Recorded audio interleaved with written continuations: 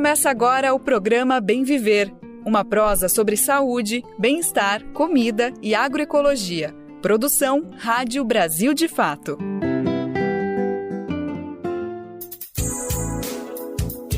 Eita, e olha aí, a gente mais uma vez se juntando, te saudando e te agradecendo nessa nossa parceria do dia a dia. Hoje é 10 de setembro de 2025 e seguimos nessa nossa sintonia por um mundo melhor, né? Como? Enchendo essa nossa frequência sonora de saberes, sotaques, sonhos e lutas. Eu sou o Daniel Lamir e trago aqui na voz a presença de toda a equipe do Brasil de Fato e os seguintes destaques. Lobby Verde. Entenda a contradição de empresas que usam o discurso da sustentabilidade e destroem territórios. Capitalismo de plataforma. Saiba como empresas exploram no trabalho de treinamento da inteligência artificial. Setembro Vermelho. Médica alerta que 80% das doenças cardiovasculares são evitáveis. Tapete Vermelho. Conversa Bem Viver conta com o ator Tomás Aquino falando sobre atuações e lançamentos na telona. Casa de Apoio. Campanha busca garantir espaço para juventudes quilombolas, indígenas, periféricas e LGBTQIAPN+, em Salvador. Turismo sustentável. Campos de lavanda se tornam cartão postal da revitalização rural na China. Programa Bem Viver. Bom, e a gente já chega por aqui te fazendo uma pergunta. Você já ouviu falar em lobby verde? Ouvindo assim pode até parecer coisa boa, né? Mas não é o caso. O lobby verde se refere à pressão que grandes empresas fazem sobre governos usando o discurso da sustentabilidade. Mas e na prática, hein? Bom, aí é que a situação pega, viu? É que, por um lado, muitas dessas empresas defendem metas ambientais quando estão em público. Coisa para tentar chamar a atenção da gente, né? Como comercial caro em horário nobre da TV, né? Mas nos bastidores, essas mesmas empresas agem para barrar leis que são favoráveis ao meio ambiente. Algo como se articular para passar a boiada, sabe? E não custa nada lembrar que tudo isso afeta diretamente a nossa vida, né? É que mexe na qualidade do ar que respiramos, na ocorrência de secas ou enchentes ou no nosso acesso à comida de verdade. Isso aqui só para citar alguns dos muitos exemplos possíveis. Entender o lobby verde é essencial para a gente saber quem realmente está comprometido ou não com o hoje e o futuro do planeta. Dessa forma também para saber quem apenas usa o discurso ambiental como fachada, né? Vamos entender mais sobre o assunto com Mariana Castro. Questionado por ambientalistas, o termo lobby verde popularizou-se nos últimos anos. Trata-se da atuação de grandes empresas junto a governos e tomadores de decisão para a criação de políticas públicas que, em discurso, promovem a sustentabilidade. Essa estratégia garante recursos públicos para a manutenção de atividades privadas, como explica o jornalista investigativo do De Olho nos Ruralistas, Alceu Castilho. Chamam de lobby verde já é uma distorção da palavra verde. Quem faz lobby verdadeiramente verde são os povos do campo, os ambientalistas, os que realmente preservam as florestas. Eles fazem o lobby do dinheiro e já embutem a mentira de que eles estão preservando as florestas. Não estão. Eles estão usando a crise climática para ganhar ainda mais dinheiro. Dinheiro que poderia ir, deveria ir para quem realmente preserva o ambiente, os indígenas, os quilombolas, os camponeses, e não as empresas que, a rigor, são as que participam da cadeia de destruição, as que financiam a Frente Parlamentar da Agropecuária, Bancada Ruralista e outras frentes que aprovam no Congresso pacotes da devastação, disfarçados de defesa, algumas vezes disfarçados de ambiente e outras vezes francamente contrários ao interesse público. Em outras palavras, é preciso combater os cinismos, os vários cinismos embutidos no discurso dessas empresas e denunciar os abusos, aquilo inclusive que vai além dos lobbies, o entrismo dessas empresas na Conferência das Partes como se partes elas fossem. Elas não são partes. Se é para ter empresário lá, é para ter camponês, indígena e quilombola também, no mínimo, na mesma proporção. O cacique Mandi Pataxó, da aldeia Rio do Carri, no município de Prado, na Bahia, denuncia as contradições da COP30, financiada por grandes empresas que ameaçam lideranças nos territórios, mas promovem um discurso de sustentabilidade. É contraditório hoje essas empresas que se dizem que são financiadoras da COP, que na verdade são as principais destruidoras dos territórios indígenas. São destruidoras do verde, da flora, da fauna, do hídrico. Esses outdoors, desses marketing que estão divulgando aí, crédito de carbono, que na verdade é prisão dos povos nas suas terras, destruição, controle, crime. Isso tem que acabar. Essa COP ela tem que representar verdadeiramente, ter a voz do povo, da massa, dos defensores da natureza, e não dessas empresas que estão financiando e patrocinando a destruição, derramando o sangue indígena no capim do agronegócio. A realidade é que essas empresas chegam cooptando, oferecendo kits de caderno, lápis e pegando assinatura para poder produzir mais, destruir mais e adquirir selo verde. Está errado. Nós não aceitamos mais isso. A Amazônia concentra 32% da população quilombola do país. Apesar disso, organizações do movimento negro criticam a invisibilização desses grupos diante do maior evento global a ser realizado em Belém. No entanto, os quilombolas são lembrados quando o assunto é a comercialização de créditos de carbono, que avança com força no Pará, acompanhada de intensas violações de direitos humanos, como no caso do Quilombo Bacatal, com mais de 300 anos de história. O território, localizado no município de Ananindeua, a menos de 30 minutos de Belém, tem sido sufocado por grandes empreendimentos, como explica a quilombola Vanusa Cardoso. Hoje o Pará tem um projeto de consulta jurisdicional para o crédito de carbono. Haja vista que esse plano ele já viola a consulta, porque os povos, as comunidades não foram consultados. Então, para mim, creditar carbono é privatizar território, é segregar gerações inteiras a poder e acessar diferentes áreas dentro de um território. Então, dentro desse tão chamado lobby verde aí, que são acordos feitos a muitas outras conferências das partes, hoje está chegando muito forte no Pará. Hoje é um território que está numa zona de sacrifício por grandes empreendimentos. Hoje nós estamos sufocados, estrangulados por grandes empreendimentos.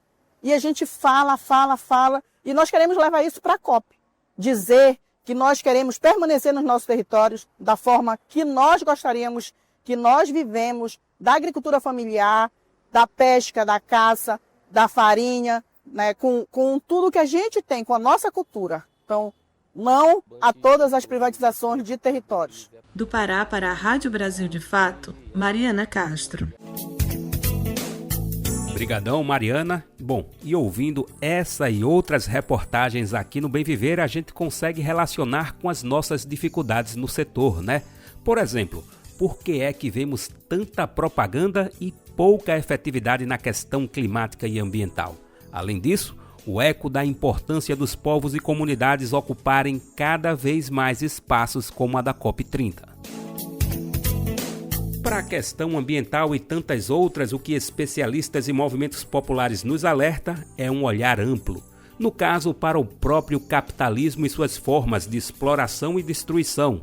Quer dizer, do caso que acabamos de ver, é preciso enfrentar a lógica das próprias empresas e defender a natureza. Mas outras muitas situações podem e devem ser analisadas também.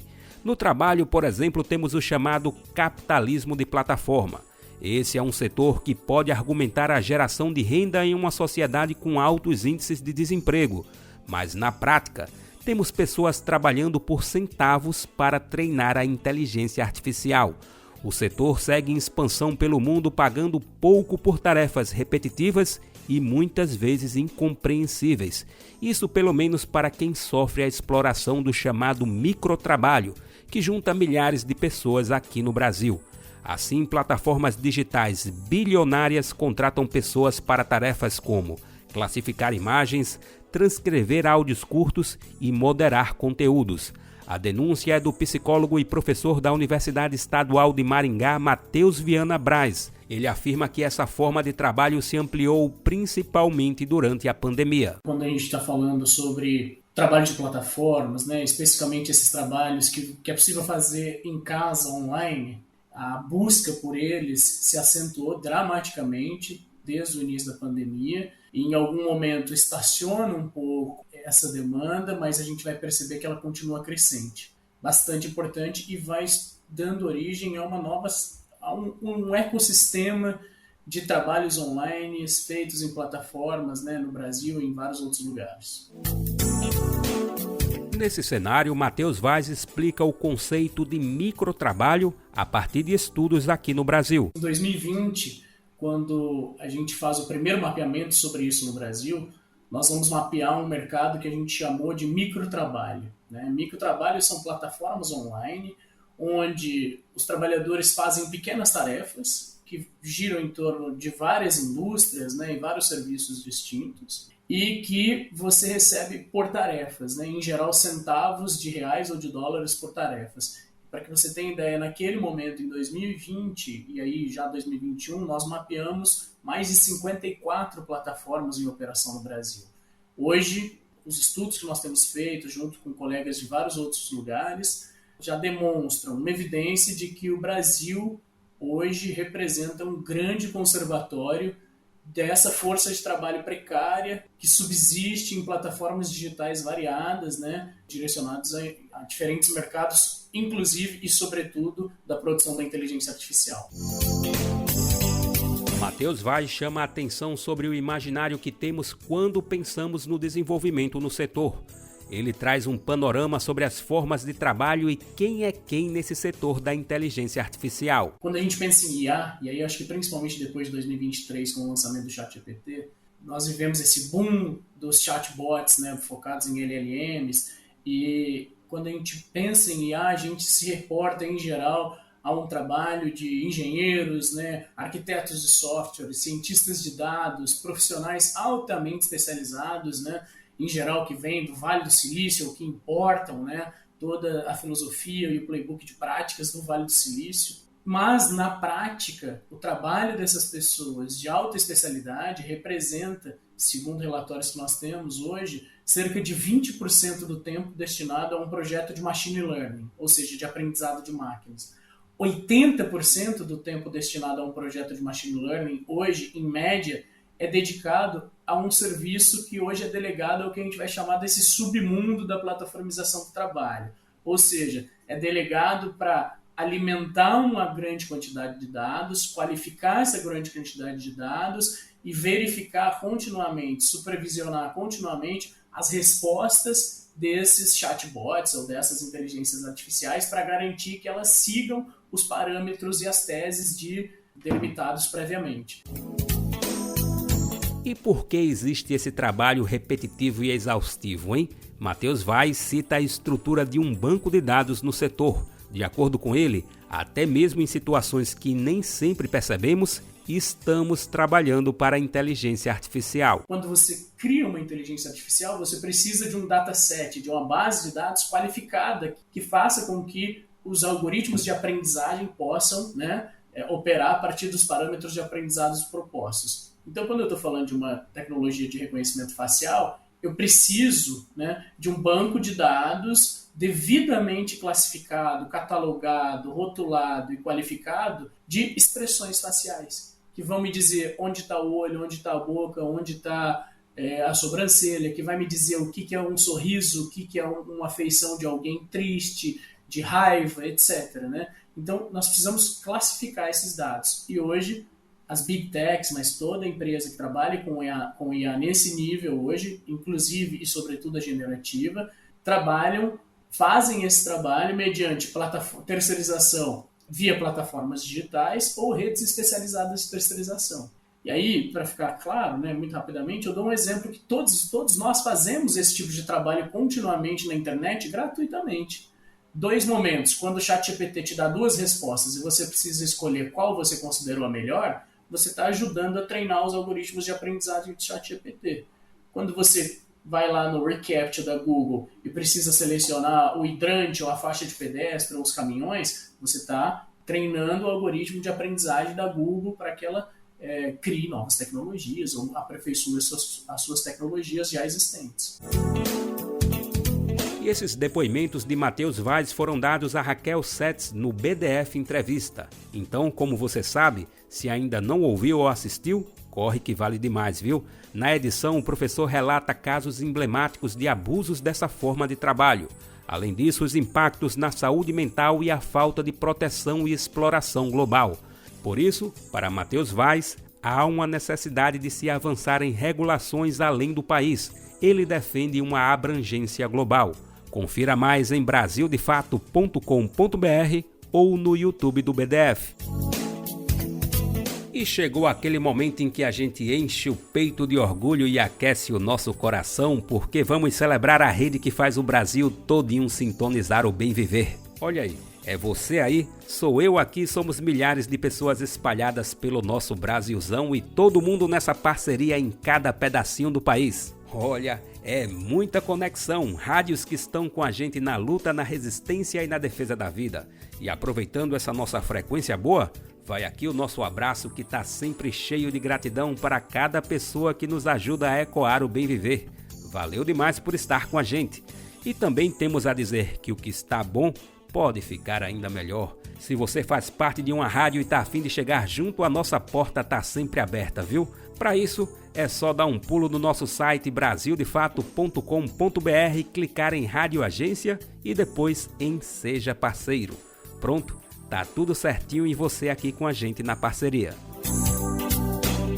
O papo agora é sobre saúde para destacar as doenças cardiovasculares. Elas continuam sendo a principal causa de morte no Brasil e no mundo. A médica Thaís Moreno destaca que a cada 40 segundos, uma pessoa morre no país em decorrência dessas enfermidades. O dado, que corresponde a 350 mil óbitos por ano, é da Sociedade Brasileira de Cardiologia em pesquisa publicada em 2020. Veja, quando nós falamos de doenças cardiovasculares, a gente fala de infarto agudo do miocárdio, de acidente vascular cerebral, que é o AVC, o derrame, como muitas pessoas chamam. Falamos de hipertensão arterial sistêmica, falamos de doenças da aorta, dissecção E é tão importante a consciência, porque as doenças cardiovasculares são a principal causa de morte no Brasil e no mundo. A gente tem que a cada 40 segundos, gente, a gente tem uma morte por doença cardiovascular acontecendo no Brasil. Então, nós precisamos ter muita consciência e cuidado para prevenir as doenças cardiovasculares. O alerta ganha força ainda durante este Setembro Vermelho, campanha que reforça a importância da prevenção. E a médica cardiologista destaca que 80% de todos os casos poderiam ser evitados com mudanças no estilo de vida. Thaís Moreno afirma que a partir dos 65 anos há um aumento do risco de doenças cardiovasculares, mas, ao mesmo tempo, cada vez mais a faixa etária mais jovem aparece nos casos. Cada vez mais nós estamos vendo doenças cardiovasculares em populações mais jovens. Eu falo jovens de 40, 35 anos. E por que isso acontece? Tem um número para mim que esse é um número que você que está nos ouvindo tem que guardar. 80% de todas as doenças cardiovasculares são completamente evitáveis com estilo de vida saudável. Olha isso, gente. 80% dessas doenças que mais matam no Brasil e no mundo são completamente evitadas com estilo de vida saudável. Então, hoje nós temos o sedentarismo, a idade acima dos 65 anos, nós temos fatores como o tabagismo, estresse, hábitos de vidas ruins, que por isso que são doenças tão prevalentes. Thaís Moreno lista hábitos que reduzem as doenças cardiovasculares. Olha, eu costumo dizer que o mais fácil num tratamento é você tomar um remédio, mas a gente não dá importância a esse protagonismo que existem os hábitos de vida saudáveis. Quais são esses? Então, vamos começar pelo pilar da alimentação. E aqui, gente, a gente fala de uma alimentação natural. O que é uma alimentação natural? É aquela alimentação rica em frutas, verduras e legumes, do menos processado possível. A gente tem que evitar o consumo de açúcar, o consumo de alimentos gordurosos e processados. Atividade física diária. Eu costumo dizer que a atividade física devia ser o número 1 da prescrição do médico, porque eu não conheço nenhuma doença que a atividade física não cure ou não previna. Então, a gente tem a recomendação de 30 minutos, 5 vezes por semana, 150, idealmente 300 minutos por semana de atividade física, que qualquer uma tem benefício, você pode fazer a que melhor se encaixa na sua rotina. Hábitos como o tabagismo são hábitos que a gente tem que evitar. Hoje nós temos tratamentos, terapias que podem apoiar aí em parar de fumar, então você procura, quem fuma pode procurar um apoio. O uso de drogas ilícitas, consumo excessivo de álcool. A gente tem falado muito sobre o estresse, né? E o estresse faz parte da vida, gente. Como nós vamos nos relacionar com ele? Então, eu vou diminuir o meu estresse fazendo uma atividade física, tendo algum tipo de espiritualidade ou religiosidade que seja, ou eu vou praticar uma meditação, né? Eu tenho um equilíbrio bom, família e lazer, hábitos como dormir bem, gente. Eu costumo dizer que dormir é um acontecimento, é onde a gente repara o nosso DNA dos erros que aconteceram durante o dia. Então, se a gente conseguir ter atenção para esses pilares de um estilo de vida saudável, olha o quanto nós conseguimos reduzir o risco de doenças que trazem a morte e trazem também morbidade. As pessoas ficam fazendo tratamentos, ficam internadas, fora o custo em saúde que a gente tem com as doenças cardiovasculares. Thaís Moreno conversou com Luca Krupax no jornal Conexão BDF, primeira edição da Rádio Brasil de Fato. Na conversa, ela ainda destacou a importância dos exames preventivos. Segundo a cardiologista, mesmo quem não apresenta histórico familiar deve procurar acompanhamento médico a partir dos 40 anos. Eita, precisa nem explicar, viu? Eu sei que tem dia que é brabo, que é uma correria que parece infinita e a consequência disso é que a gente não consegue, conferir as notícias todas que a gente desejaria para aquele dia. Mas olha, te aperreia não, vice? É que o BDF encontrou uma maneira de te ajudar a organizar melhor esse tempo. Tudo isso para a gente ficar por dentro da visão popular do Brasil e do mundo. É que com o nosso boletim por e-mail você recebe as principais notícias, além das análises críticas e populares que só o BDF tem. Quer escolher os temas que mais combinam com você? Então é só se cadastrar no nosso site e acompanhar na sua caixa de entrada. Vai lá dar um pulo em brasildefato.com.br/boletim. Repetindo, brasildefato.com.br/boletim. E o melhor, tudo isso é de graça, viu? Não perca tempo, fique por dentro e se informe aqui com a gente. Bom, eu tô sabendo que hoje tem o tema da telinha e da telona no Conversa Bem Viver, né? Lucas Salum está no bate-papo da vez com o ator Tomás Aquino. Bora lá? Conversa Bem Viver com Lucas Salum. Estenda-se o tapete vermelho no programa de hoje, minha gente, que quem conversa bem viver é o ator Tomás Aquino, do Recife para o mundo por meio de grandes peças de sucesso do audiovisual brasileiro, começando por Bacurau, quando ele foi o Pagode. Agente Secreto tá chegando daqui a pouco, ele também vai para as telonas como Arlindo, Os Outros, Guerreiros do Sol, e todo mundo também está acompanhando as peripécias dele como Mário Sérgio na novela de sucesso Vale Tudo. Tomás, meu amigo, que alegria poder falar contigo. Obrigado pela disponibilidade para assumir o chamamento aqui do Brasil de Fato, viu? Pô, que é isso, velho. Tô muito feliz. Eu vou lá pra todo mundo aí. Lucas, valeu, velho. Eu tô felizão aqui. Vamos junto, vamos trocar uma ideia boa. Tenho certeza que vai ser gostoso.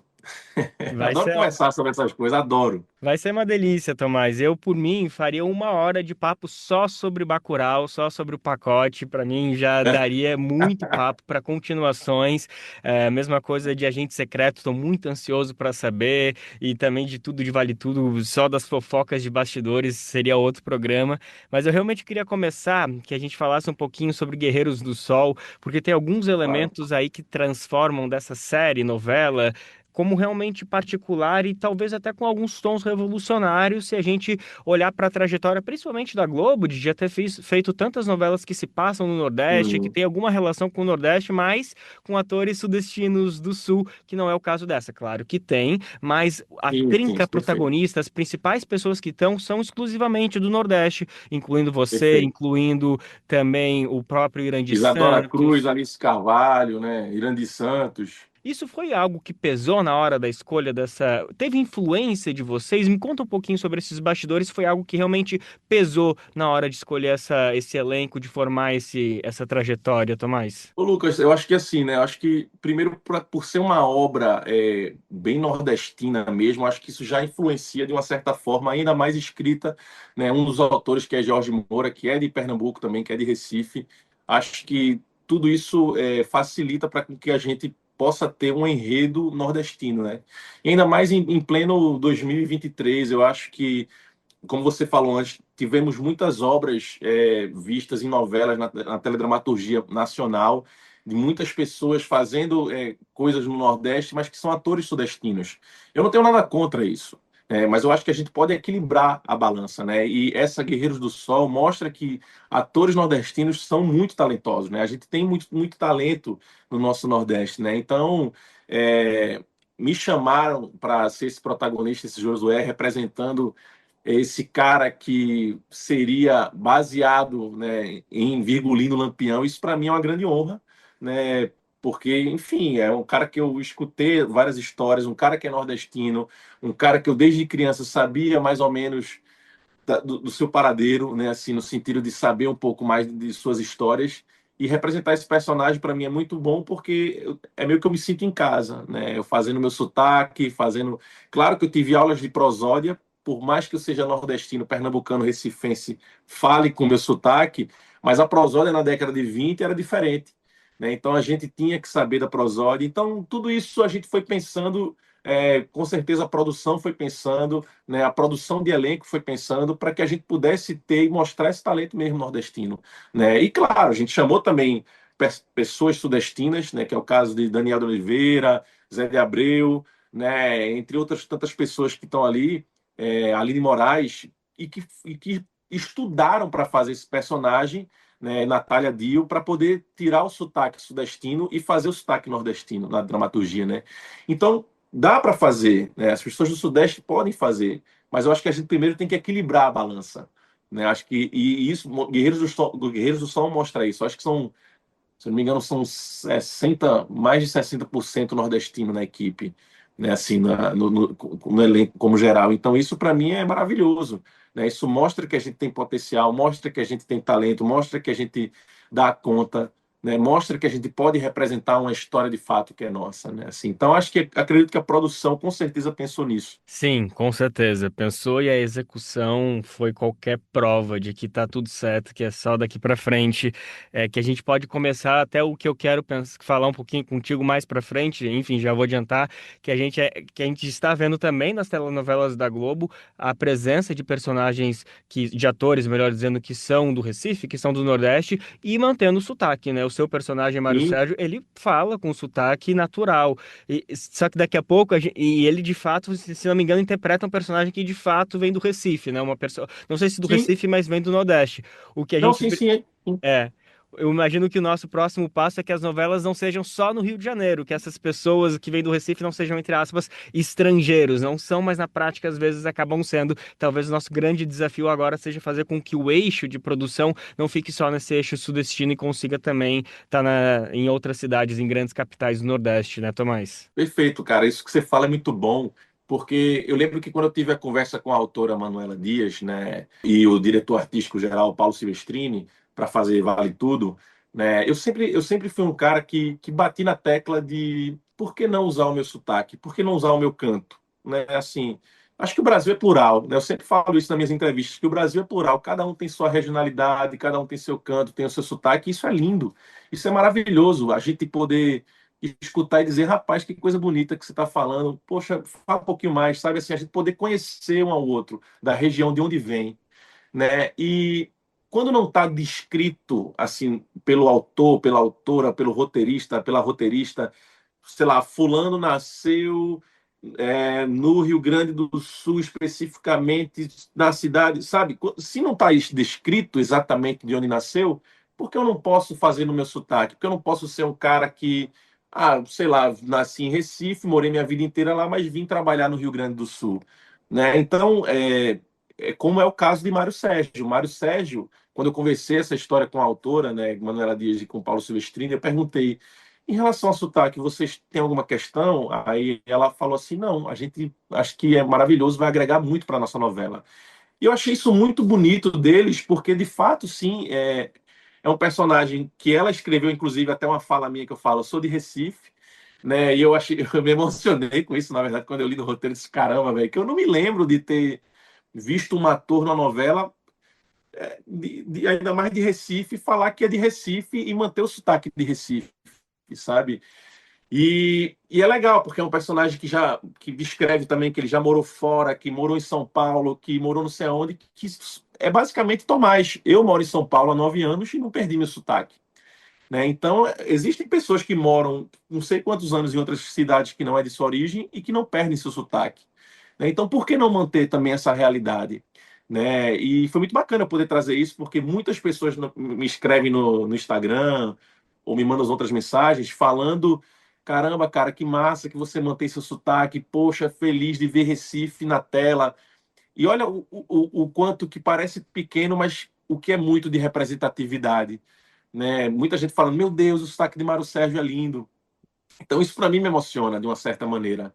Né? E eu espero, Lucas, também, por exemplo, estava pensando aqui, antes de começar a entrevista, inclusive, uma coincidência. Poxa, seria interessante uma novela, sei lá, sobre Chico Sainz, por exemplo, né? Uma novela que se passasse, sei lá, sobre o turismo do Nordeste, o turismo de Recife, o turismo de Alagoas, sei lá, onde quer que seja no Nordeste, né? Para mostrar também não só obras como a Guerra de Canudos, a obras como somente a Virgulino, né? Mas mostrar também outras coisas, como Chico Sainz, como Lenine, como turismo, qualquer outra coisa, né? Assim, então, ia ser muito legal uma obra dessa, assim, de repente, numa teledramaturgia nacional, falando sobre a história de qualquer outra parte da região do Nordeste, seja na Bahia, em Alagoas, na Paraíba, enfim. O próprio Nelson Rodrigues, né, um dos maiores dramaturgos da nossa história, que parece que é do Rio de Janeiro, porque tem muito dos contos dele que se passam lá das peças, mas na verdade nasceu no Recife, Pernambuco, no início do século XX aí. Ou o próprio Jorge Amado também, que tem várias obras que são feitas, né, de novela que já fizeram, e por que não representar também outras coisas dele que com personagens e com pessoas nordestinas, né, assim. Sim, Raquel de Queiroz também, enfim, muitas pessoas. Muitas pessoas. Então, mas eu falei que eu ia botar isso pra frente pra continuar falando de Guerreiros do Sol. No final a gente falou disso, mas eu ainda vou voltar a Guerreiros do Sol pra gente não perder Vamos. um pouco do fio da meada. Daqui a pouco a gente volta para esse assunto, mas eu queria falar um pouquinho. Na verdade, a gente já introduziu um pouco desse assunto quando tu estava falando sobre interpretar o Lampião. Não é exatamente o Lampião, mas é uma figura que é referência Baseada.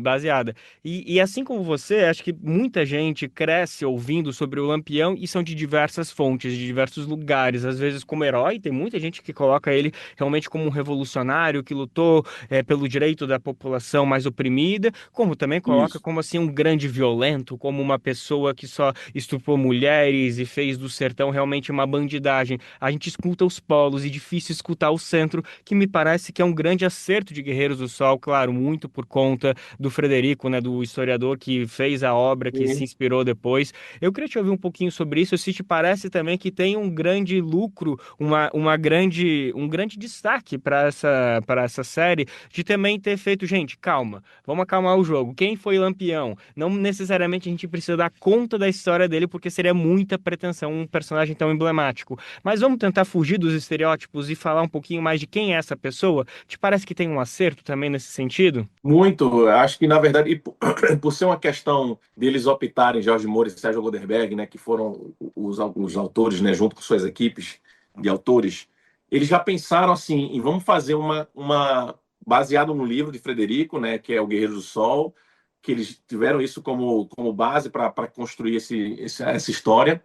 Mas eles quiseram também colocar uma ficção para poder ter mais liberdade de criar novos diálogos inclusive que têm vozes mais recentes agora, mais fortes, né? Por exemplo, do feminismo, né? Sempre houve feminismo, mas hoje em dia a gente está com mais força nesse feminismo, né? Então a gente vê na dramaturgia onde os homens, onde o feminismo, onde as mulheres começam a surgir com esse protagonismo, né? E que na história Maria Bonita morre com o Lampião, né? Mas no caso do personagem que Isadora Cruz faz, que é a Rosa, ela sobrevive e vira a grande líder dessa grande história, né? Isso eu acho muito interessante de ser descrito também, né? E o fato de quando eu escutava as histórias, o cangaço para mim, a ideologia do cangaço, ela é fantástica, ela é fundamental, porque ela quer bater de frente a um sistema de opressores, né? Pessoas que são como os coronéis, a polícia que era corrupta com os coronéis, e o povo se lascava por conta disso, porque não tinha poder, não tinha força. Então, quem tinha poder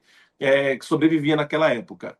Então, surge o cangaço em relação para bater nisso. Mas, claro que a ideologia se perde quando o poder realmente é dado a esses homens, né? Porque o poder mexe com a cabeça dos homens, né? E em qualquer lugar. A gente vê, inclusive, na política atual, né? Hoje em dia, aí, com os Estados Unidos e com todas essas questões aí de quem é o macho alfa, né? Enfim, parecem crianças governando os seus países. Eu não sei nem se eu posso dizer crianças, né? Porque eu não sei nem se crianças têm essa capacidade de ser tão ruins nesse Coitado das sentido, crianças, como diz né? Gonzaguinha, são a nossa E esperança, né? Por que colocar as crianças como as vilãs quando tá esse pessoal aí fazendo nada com nada, né, Tomás? exatamente, não, a gente não pode, pelo amor de Deus, né? Enfim, mas eu acho que o acerto dessa novela é mostrar um pouco da história de como esse cangaço começou, né, em relação a esse personagem Josué, que é baseado em Virgulino Lampião.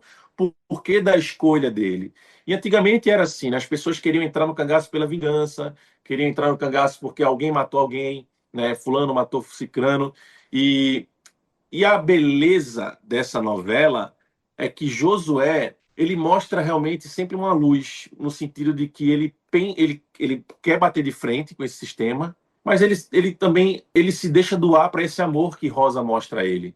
Então, o homem bruto, que ele se tornaria ainda mais de ser aquele grande matador, ele cede, porque no fundo ele não é assim. No fundo ele está ali pela vingança do pai, mas que Rosa mostra um outro caminho para ele, né? Assim, então a novela também traz essa dramaturgia que eu acho bonito, sabe assim. E a gente vê realmente Josué ele ajudando as pessoas, ele dando comida, usando a inteligência, que o Lampião também era muito inteligente, ele preferia não batalhar com armas e sim com a inteligência, né? Mas aí é claro, existiam vários subgrupos de Lampião e dentre esses subgrupos cada um tinha um líder e dentro desses líderes cada um fazia suas atrocidades. E é onde o cangaço, a ideologia se perdia, né? Então, eu acho que essa novela tem vários acertos, na verdade. Eu acho que mostrar a forma do feminismo, mostrar possíveis amores, vários amores vários amores nesse cangaço, né? Entre homens, entre mulheres, né? Mulheres com mulheres, homens com homens. Então, mostrar o possível. Tem várias falas, várias bandeiras que são levantadas. E eu acho isso fantástico numa grande dramaturgia, Tá aí. dentro de um grande contexto. Né, o Sim. contexto desse sertão, desse cangaceiro. Pronto, tá feito aí o convite. Quem ainda não viu, que ainda não estava na lista de próximas, né? De próximas maratonas, acho que a gente já conseguiu convencer todo mundo a ver Guerreiros do Sol, Tamás. Deixa eu avançar um pouquinho, que nosso tempo já está acabando e eu não posso fechar essa entrevista sem a gente falar um pouquinho sobre Agentes Secretos. As Vamos. expectativas são absurdas sobre mais uma grande produção de Kleber Mendonça, de Wagner Moura, mais uma grande produção que dialoga diretamente sobre o que foi a ditadura militar brasileira. A gente que ainda está voltando a respirar depois de toda a euforia, de todo o sucesso que foi e ainda estou aqui. E é mais ou menos por aí que eu queria te ouvir um pouquinho, né? Tu fez o filme, né? O personagem é lindo. E tu também fez, como a gente comentou, Bacurau, o Pacote. Foi teu personagem também, um personagem super emblemático que dialogou lá o, com o nosso querido Silvério Pereira. E eu queria te ouvir um Isso, pouquinho. Vero. E eu queria te ouvir um pouquinho, Tomás. Tu acha que Agente Secreto tá mais para qual dos dois? Tá mais para Bacurau ou tá mais para Ainda Estou Aqui? No sentido de que lugares vai mover da nossa emoção como brasileiro essa reivindicação histórica pelos crimes cometidos pela ditadura militar? Ou tu acha que caminha mais um pouquinho pelo que foi Bacurau, que também causou uma grande comoção naquele momento de início de governo Bolsonaro? Eu acho que ele tem um misto dos dois, assim, até porque os filmes de Kleber ele tem esse viés político muito forte, né? Ele tem essa visão política muito forte, né? Bacurau retrata questões muito interessantes de quase colonização mesmo dessas pessoas que vieram de fora e que não pesquisam sobre aonde estão pisando, né? E Agente Secreto vai falar muito sobre essa ditadura em um outro viés, não numa violência tão física, mas sim um psicológico, numa violência psicológica, que eu ainda estou aqui, tem também. Né? Então, assim, a gente vai ver muita coisa interessante nesse filme Agente Secreto, que é um filme protagonizado por Wagner Moura, que está brilhante no filme, até lhe rendeu o prêmio de melhor ator, né, em Cannes, né, o que é um feito maravilhoso, né, para nosso Brasil. E meu personagem, ele está dentro dessa dramaturgia, assim como tantos outros grandes artistas que fazem parte desse filme, que é um roteiro em que esse personagem de Wagner Moura ele leva o filme, mas ele se encontra com outros personagens. E eu faço um desses, né, junto com Maria Fernanda Cândido também, né, onde a gente tem uma cena de embate nós três, né, dentro desse filme. E meu personagem ele está ali para, de uma certa maneira, apoiar o personagem de Wagner Moura, de poder ajudar, que eu não posso dar muito spoiler ainda, porque a assessoria pede para que eu não fale muito sobre, mas que eu tenho um papel que também é fundamental na história, para levantar esse personagem de Wagner. Né? Então, mas é um filme que vai falar sobre mais esse lado psicológico da ditadura, né? Vai mostrar de fato algumas atrocidades, né? De fato perseguições políticas, né? Em relação a pessoas que têm inteligência de uma democracia, né? De uma visão a melhorar o nosso mundo e o quanto que essas pessoas são perseguidas, né? Desses refugiados, de pessoas refugiadas políticas, enfim, e seres humanos. Então é um filme que vai abordar muito essa temática da ditadura, mas de uma forma que você vai entrar e vai se sentir na pele, no psicológico dessa pessoa, né? Então vai ter aflição, vai ter essa ação nesse sentido, né? Vai ter um drama nesse sentido e como essa pessoa, enfim, sobrevive nesse meio caos. Né? É um filme que está muito bacana, foi muito aplaudido em Cannes. Assim, infelizmente eu não pude ir, né? Mas eu, enfim, tive lá estando aqui. Né? Muitos vídeos que eu estava vendo lá ao vivo, trocas de mensagem com as pessoas da produção, alguns amigos, Alice Carvalho estava lá, então troquei umas ideias com ela. Né? Enfim, pessoas que fizeram filme, então acho que vai ser um filme muito bacana, mais uma crescente de Kleber, né? Que ele veio ali no Som ao Redor, ele veio depois em Aquários, veio depois em Bacurau e agora com Agente Secreto, né? Dentre isso também veio o Retratos Fantasmas, o documentário dele que é fantástico, que vale a pena assistir, né? Que tem um pouco também desse pensamento de Kleber para a gente ir entendendo um pouco como é Kleber, né? Assim, então eu acho que tá muito bacana. Eu acho que Agente Secreto acho que vai já bombando, mas vai bombar mais ainda. As expectativas são as maiores possíveis, prevejo salas lotadas semanas a fio. A estreia oficial no E Brasil. vamos lotar essas salas, né? Porque é um filme massa, um filme da gente, nacional. E vamos pegar essa levada, né? A gente tem o filme Ainda Estou Aqui, que ganhou prêmios. A gente tem o filme O Último Azul também, que ganhou prêmios, né? O Urso de Prata. Enfim, tem muitos filmes nacionais que estão crescendo e que a gente está fazendo essa revolução ainda nesse cinema nacional, né? E o Agente Secreto vem só para manter esse pique, né? 2025 ganhamos o Globo de Ouro no início do ano, ganhamos o Oscar também, com Ainda Estou Aqui, ganhamos também o Urso de Prata, né, o Último Azul, e ganhamos agora mais recentemente Cannes com, enfim, gabaritamos, o Brasil gabaritando, mostrando que realmente Gabaritamos. a gente sabe o que faz, a gente sabe fazer cinema sim. Tomás, basicamente acabou a nossa entrevista, mas queria que a gente fechasse falando um pouquinho só sobre Vale Tudo, que também vem tomando a conta não só dos debates das redes sociais, as pessoas estão assistindo, estão acompanhando uma novela que tem trazido também uma atualização de debates, principalmente o que eram as novelas da Globo, de colocando um elenco negro também, com personagens negros protagonizando. Claro, a gente teve uma questão que a própria Thaís Araújo trouxe, que se sentiu desconfortável, que a personagem dela, depois de uma grande ascensão, teve uma queda, reforçando algum local perigoso sobre quando a gente coloca a população negra, sobre sempre trabalhadora, principalmente a mulher. Fica à vontade para comentar um pouquinho sobre isso, mas também queria te ouvir um pouquinho, você que está muito envolvido diretamente com a Odete Roitman, né, com a Débora Bloch, e tem muito dessa expectativa de quem vai matar a Débora Bloch, Débora Bloch jamais, né, mas a Odete Roitman nessa trama, é algo que passa na cabeça dos personagens, está todo mundo pensando, nossa, será que vai sobrar para mim essa? Com certeza, o clima de set está sempre assim, né? A gente vai lendo o roteiro quando chega e quando pode, né? Porque, enfim, são muitos itens secretos que até próprios artistas, nós, atores, não sabemos as cenas do outro e outros núcleos, né? Porque mantém esse segredo de quem vai matar a Odete, né? E como isso vai chegando em matar a Odete. Então, gera sempre uma expectativa, né? Mas antes de falar sobre isso, eu acho que é legal pontuar isso, Lucas, que você falou assim, no sentido do protagonismo negro também, sabe, do quanto que isso tá se repaginando, se renovando, né?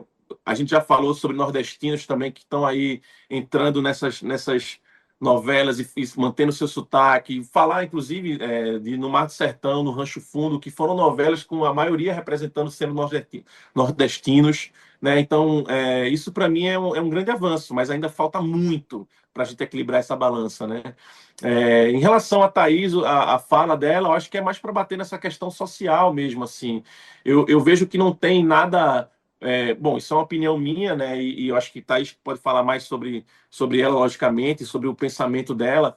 Eu não vejo, assim, uma questão com a autora, mas eu vejo mais uma questão social mesmo, assim, da gente refletir sobre... sempre essa luta, essa guerra, né, essa questão da ascensão que cai, como as pessoas pretas sempre, quando estão em ascensão, e caem, sabe? Que sociedade é essa que vivemos em pleno século XXI? Né? Onde está esse equilíbrio?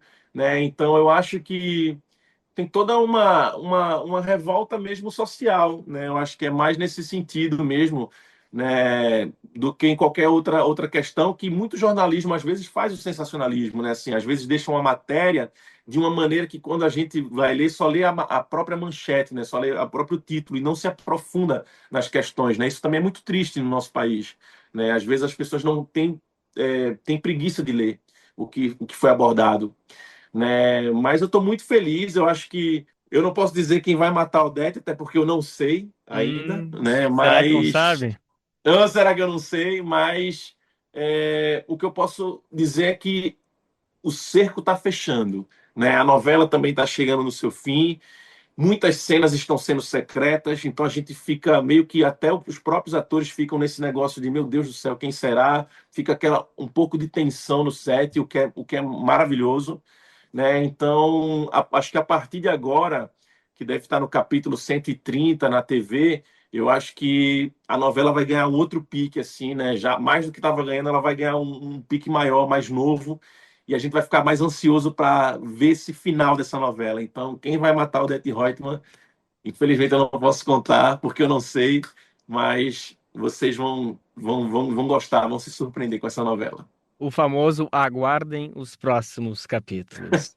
É isso. Esse foi Tomás Aquino, minha gente de Bacurau, Agente Secreto, os outros Guerreiros do Sol e agora também Vale Tudo. Meu amigo, que alegria poder ter falado contigo, tenho certeza que foi o primeiro de muitos. Até breve, obrigado pela disponibilidade, viu? Obrigado você, Lucas, aí, pô. Um grande beijo para tu, eu acho massa essas conversas, sempre que quiser, toma aí para trocar essas ideias. Conversa Bem Viver com Lucas Salum. Eita, que papo bacana, né? Valeu, Lucas, valeu, Tomás. E eu, por exemplo, vou mandar essa entrevista para algumas pessoas que conheço. Para isso, eu tenho duas opções. Uma pelo brasildefato.com.br e outra pela plataforma de podcast favorita. E o papo agora é sobre uma iniciativa que busca apoiar as juventudes na cidade de Salvador. Isso em um contexto de violências nas grandes cidades quando se trata de diversidades e identidades. No país, questões raciais, étnicas e religiosas, entre outras, precisam ser levadas em conta no contexto das juventudes, né? E quando elas precisam ocupar as metrópoles, a situação pode ser ainda mais acentuada. Por isso, vamos saber mais dessa campanha que pode contar com o nosso apoio e Nara Lacerda traz os detalhes. Na Bahia, a comunidade quilombola Morada da Paz, território de Mãe Preta, lançou a campanha Multiversidade dos Povos da Terra de Mãe Preta. O objetivo é arrecadar recursos para a compra de um imóvel em Salvador, que vai funcionar como espaço de acolhimento e organização para juventudes quilombolas, indígenas, periféricas e LGBT+. A proposta é liderada pelo coletivo Chopana Odomodê Odjango, Filhas de Mãe Preta, formado por jovens mulheres quilombolas que se deslocaram de seus territórios para estudar e trabalhar na capital.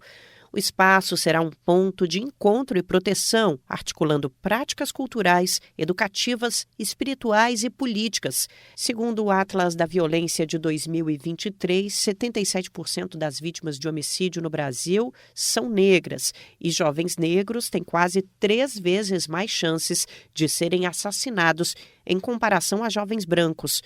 Em Salvador, a maior cidade negra fora da África, a juventude enfrenta altos índices de desemprego, violência policial e desigualdade racial.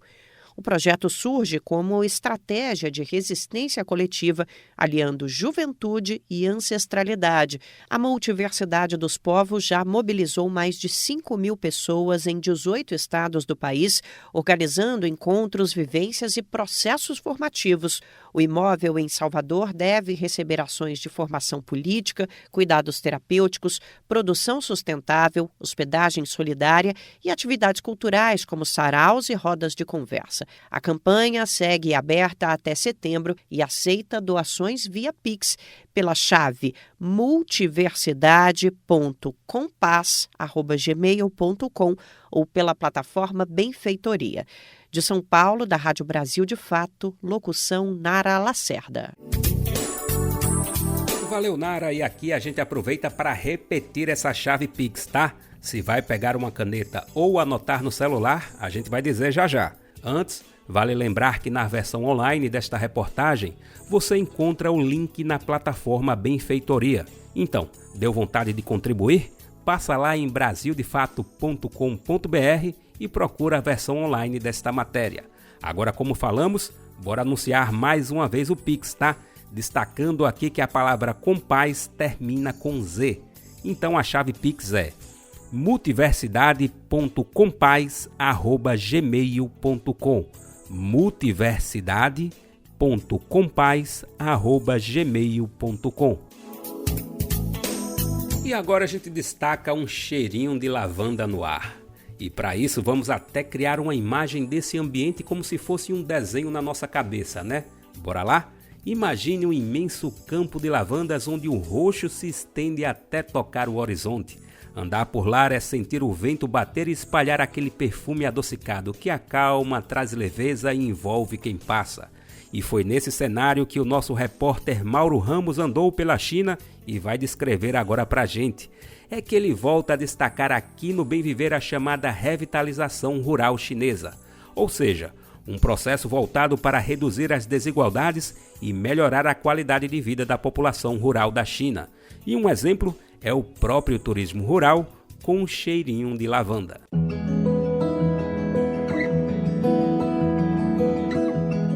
Momento agroecológico.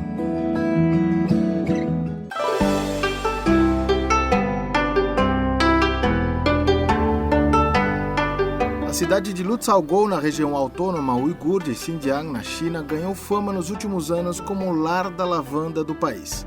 Ali foi criado o Vale Livre de Preocupações, um projeto de turismo rural que impulsionou o desenvolvimento local. A iniciativa faz parte da revitalização rural, a estratégia que visa consolidar a eliminação da extrema pobreza e aumentar a renda da população no campo.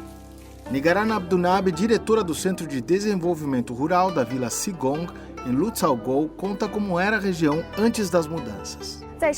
Quando a neve nas montanhas derretia, causava muitas inundações que traziam muitas pedras da montanha e também levavam a camada da terra areável. Por isso, o solo era relativamente raso e cheio de pedras. Desse modo, se plantássemos colheitas tradicionais, a renda seria apenas metade das aldeias vizinhas, e a vida de todos era muito difícil. Muitas pessoas optavam por trabalhar fora. Naquela época, nossa vila tinha basicamente estradas da terra e casas de barro, e o modo de vida era muito precário. Nigarana explica que a partir de 2009, o governo avaliou o potencial da lavanda na região. 5 agricultores começaram o cultivo e tiveram bons resultados. O projeto cresceu e hoje inclui hospedagem em casas de família, produção de óleos essenciais, incensos e outros derivados.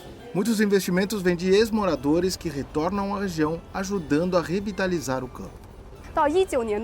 A partir de 2019, uma jovem de fora investiu na primeira hospedagem em casa de família na vila, a nossa hospedagem Jianshu. O investimento dela foi de 600 mil yuans, cerca de 450 mil reais. Após 3 meses de operação, ela recuperou todo o custo. Isso inspirou a todos. Atualmente, temos um total de 62 dessas hospedagens com investidores externos respondendo por metade e agricultores locais operando a outra metade. Wang Haipeng, fundador do Centro de Estudos e Experiências Fuxiang, destaca o papel do turismo na transformação local. Acredito que este é um dos pontos em que a nossa vila mais se beneficiou da revitalização rural. Desde que começamos a desenvolver o turismo em 2019, temos integrado as indústrias primária, secundária e terciária.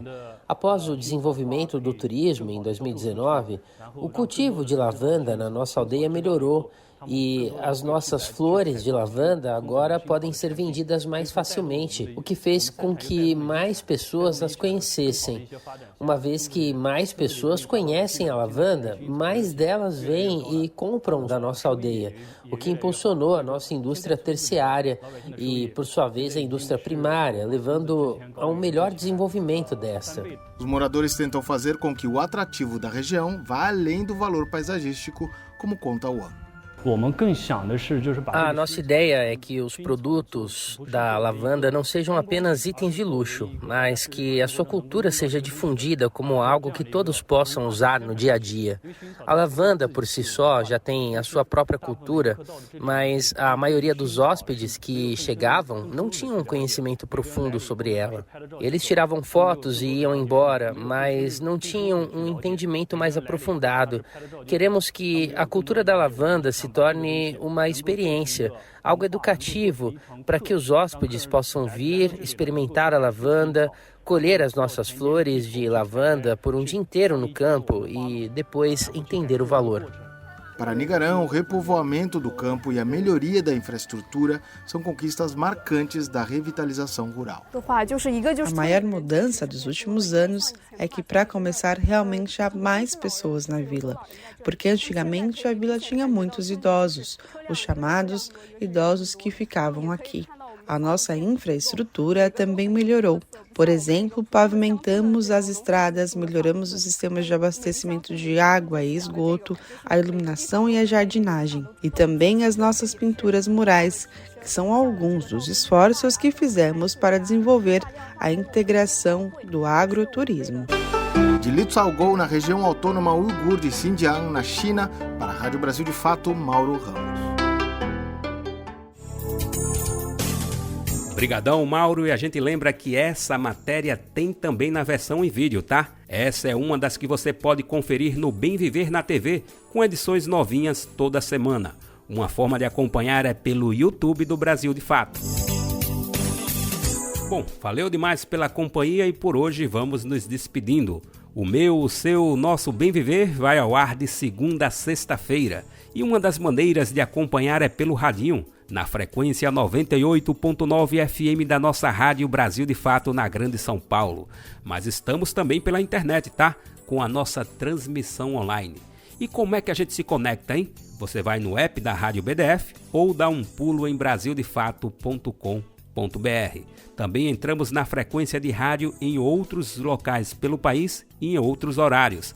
É que estamos em rede.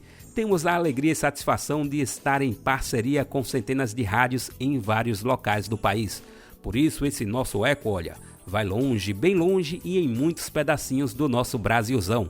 A lista completa de emissoras você encontra no nosso site na matéria de divulgação diária do programa. E a gente aproveita aqui para reforçar o agradecimento a esses veículos por estarem com a gente.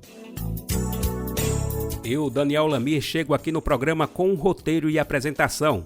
Na edição e produção estou ao lado de Lucas Salum e Wallace Leray. Na técnica temos o trio André Paroche, Adilson Oliveira e Lua Gattinoni. A supervisão da Rádio Brasil de Fato é de Lucas Salum. A coordenação de jornalismo é de Monize Ravena e Lucas Stanislau.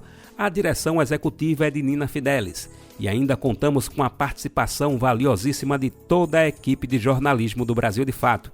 E não esquecemos também do agradecimento mais importante de todos, a você que está com a gente nessa parceria.